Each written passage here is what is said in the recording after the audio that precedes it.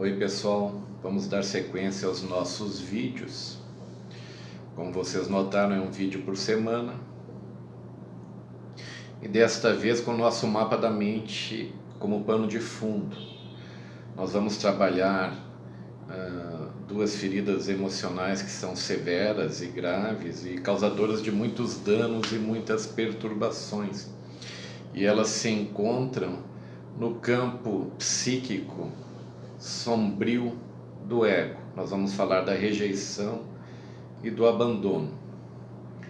São feridas que começam a se matizar na psique a partir da própria concepção.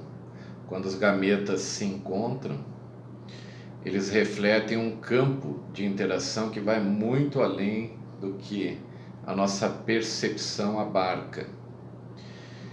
Se o relacionamento foi furtivo, sem um embasamento emocional de maior profundidade, e a partir daí, quando se sabe da gravidez, as questões emocionais de rejeição começam a ser implementadas na psique dos futuros pais, muitas vezes intentando o próprio aborto. A matriz de percepção do feto, ela vai captando esse campo de energia, a consciência já está ali presente, embora haja dados distintos de vida ou não, em determinados períodos da vida intrauterina, no que abarca essa psicologia que eu adoto, já há sim um campo de consciência. E esse campo de consciência muitas vezes se sente inundado por estas feridas que a gente chama de rejeição e abandono. Então muitas vezes a gestação se dá sob o império de fortes emoções antagônicas que fazem com que essa psique em formação, desde essa fase da concepção até o nascimento, seja de algum modo traumático. Cheguei a acompanhar casos de gestante que ela agredia a própria barriga num quadro muito doloroso ou psicopatológico, por causa da ambivalência e do conflito interno da futura mãe. Muitas vezes também, decorrido o nascimento, vem a chamada depressão pós-parto. Então um quadro que era para ser festivo, de congratulação de nascimento, se torna antagônico, duro e pesado. E aí cada ser humano vai apresentando essas vicissitudes psíquicas que se enraizam na inconsciência, até que se tornem conscientes por algum tipo ou outro tipo de comportamento, como por exemplo o que vou narrar e que narro no livro Encontro com a Nova Era. No capítulo próprio, rejeição e abandono. O jovem chega para abordar uma moça, intentando paquerá-la, namorá-la, e ela diz que não. Aquele não, que é uma mera palavra negativa, soou como um alarme interno, o disparo de um gatilho da ferida de rejeição, que ele trazia justamente desse período, intrauterino, infância. E aquela dor foi tão intensa que a projeção de raiva foi tamanha que ele tirou a camiseta e incendiou-a. Tal era o grau desta ferida chamada rejeição. Em quadros assim, é óbvio que o acompanhamento psicoterápico, farmacológico, muitas vezes é indispensável para que esta pulsão energética de rejeição, que torna hipersensível a psique, e hipersensível ou agressivo muitas vezes o comportamento, vá sendo diluído.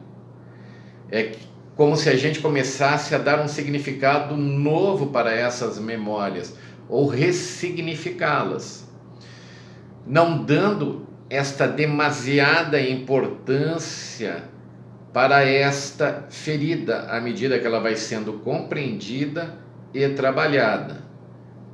A base terapêutica que eu utilizo muito, que foi no vídeo passado demonstrado brevemente, é a técnica, o despertar da consciência para o ser.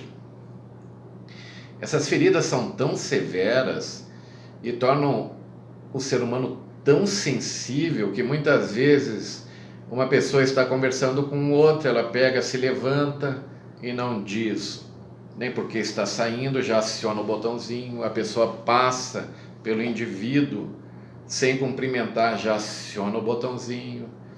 E as reações emocionais e os ataques mentais derivados do acionar desse botão fazem com que as relações se tornem muito mais difíceis, porque as pessoas portadoras dessa psique um tanto flagelada pelo abandono e pela rejeição se tornam de difícil convivência. Porque como essa estrutura parte do ego sombrio, o ego sombrio ele é muito polarizado. O comportamento normalmente é o passivo, que aceita de maneira desgostosa tudo, ao agressivo, quando há a projeção do comportamento para tentar se defender dessa dor. O comportamento assertivo, aquele que vem do ser,